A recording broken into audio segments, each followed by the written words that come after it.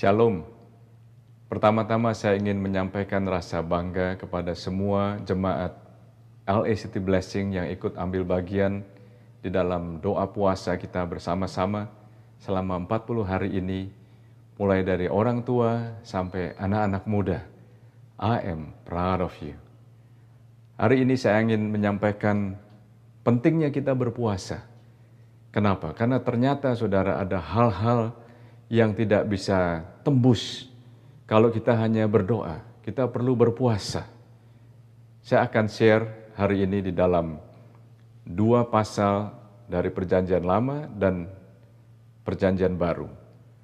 Di dalam buku Hakim-Hakim pasal yang ke-20, ayat 18 sampai ayat 35, di sini ada cerita orang Israel berperang melawan orang Benyamin.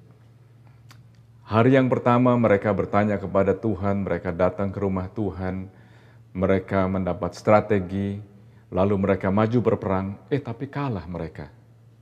Hari yang kedua, mereka mengumpulkan segenap kekuatannya, mengatur barisan perangnya, lalu menangis di hadapan Tuhan, lalu bertanya kepada Tuhan, lalu mereka maju berperang lagi, kalah lagi.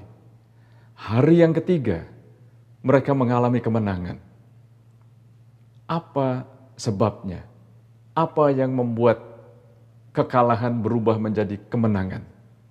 Anda bisa melihat di dalam pasal yang saya sebutkan tadi, Hakim-Hakim pasal yang ke-20 ayat 18 sampai 35. Ternyata ada satu ayat kunci pada waktu mereka berpuasa, Tuhan memutarbalikkan. Dan kesimpulannya di ayat yang ke-35 dituliskan di sini. Tuhan membuat suku Benyamin terpukul kalah oleh orang Israel. Mereka melakukan semuanya yang hampir semuanya sama. Tapi ada satu hal yang mereka lakukan yang mereka tidak lakukan sebelumnya, yaitu berpuasa. Dan Tuhan memberikan kemenangan. Satu ayat dalam Perjanjian Baru, Matius pasal 17 ayat 15 sampai ayat yang ke-21. Di sini ada seorang tua yang membawa anaknya kepada murid-murid Yesus. Tapi orang tua ini berkata kepada Tuhan Yesus, "Aku sudah bawa anakku, tapi murid-muridmu tidak dapat menyembuhkannya."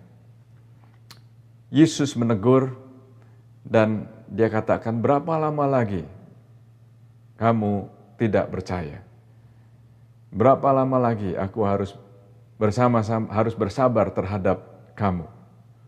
Bawa anak itu kemari." Lalu dengan keras Yesus menegur dia, lalu keluarlah setan itu daripadanya.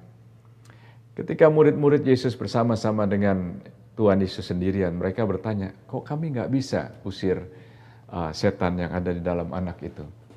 Tuhan Yesus berkata, "Yang pertama karena kamu kurang percaya.